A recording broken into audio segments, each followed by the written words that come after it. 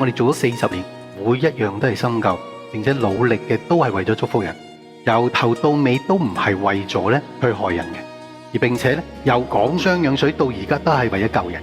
但係所有敵擋我哋嘅咧，佢淨係想害我哋嘅啫。但我哋係諗住救世嘅，佢就覺得我誇張啊，自信太高啊，咁佢覺得有藉口就可以滅我噶咯，或者係出賣我嘅。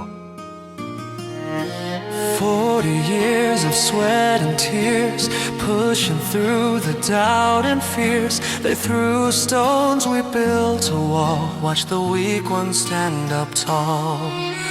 Truth, it shines so bright, burns away the night. Harvest time is here now.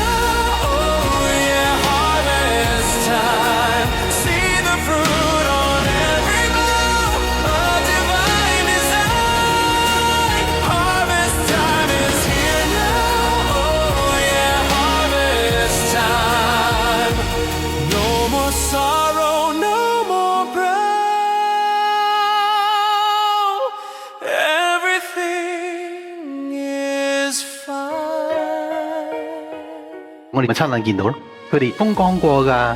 當佢風光嘅時候，我哋教會係小教會嚟㗎咋。而點又證明我係啱呢？咁好簡單啦，一棵樹睇個果子咪得咯。我40年個果子夠未？咁佢哋咧，佢哋一生嘅果子而家有啲咩啊？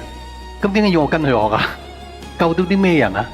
佢除咗害死人，仲害死自己，害死自己嘅親戚，仲做啲咩？咁佢有咩資格要我跟佢學啫？